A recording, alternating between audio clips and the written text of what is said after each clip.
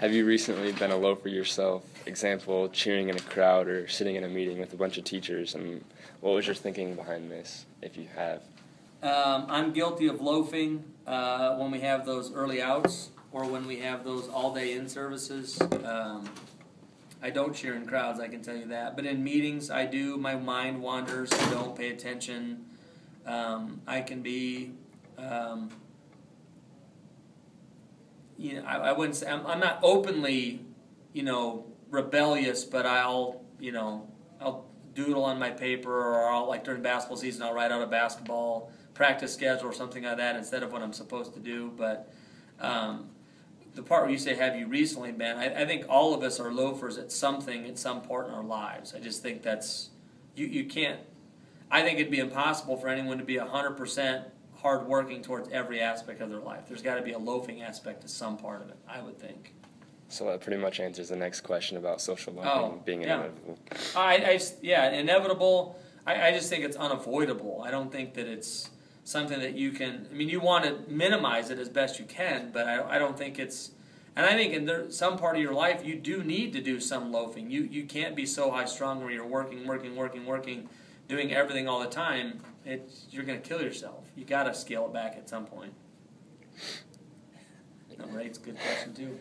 How much do you think social loafing occurs in a workplace such as Farner-Bakken, and are loafers noticed and or punished? I work at Farner-Bakken now, and I worked at Pella Rollscreen when I went to college 20 years ago in the early 90s. And there's definitely social loafing that occurs in workplaces. If there were people that you could work with at both of those locations, and you knew they weren't very hard workers, and you didn't work as hard. And on the flip side of that, you could work with people who work like crazy, and then you have to do that because either they expected you to, or they would say something if you didn't work at their same level. So most definitely, social working takes place in the workplace. It is said that in other cultures, such as China and Israel, that social loafing is reversed and that individuals work harder when they are in groups than when they are by themselves. Why do you think that this occurs in other countries, in China and Israel, but not as often here in the United States? We live in a culture where we stress the individual. That's why. This is something that's basically beat into us as kids, and we are told that you can be whoever you want to be. And over there, especially China, I don't know so much about Israel, but in China, it's a group mentality. You work for the benefit of others.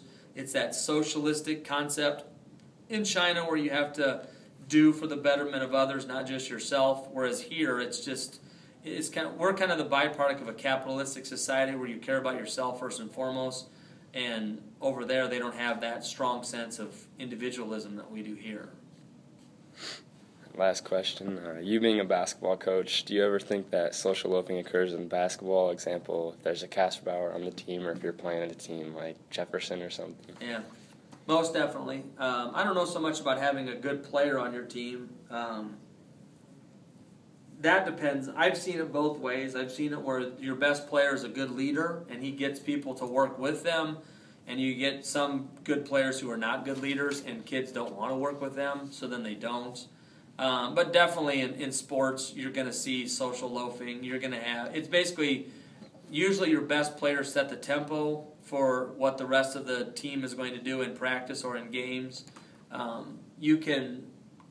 a coach, you can try to control it, but a lot of it does come down to the players and how they want to handle, practice drills, or how hard they're going to work on defense or something like that. The playing a lesser talent, we're guilty of that. Last year when we played Winterset, we watched Winterset warm up, and we were thinking they're terrible. And they were, but we came out in the first half. I think we were down in the first quarter. We weren't playing that well. I think because mentally we saw them and knew that they weren't very good, and then all of a sudden they come out and they do things perfectly, and they get ahead. We ended up winning because we were just overall better talented team. But I think that mindset, when you do play a lesser talent, it definitely does play a role. There's no doubt. All right. Well, thanks for taking your time out of your prep period and answering these questions. No problem. Those are good questions.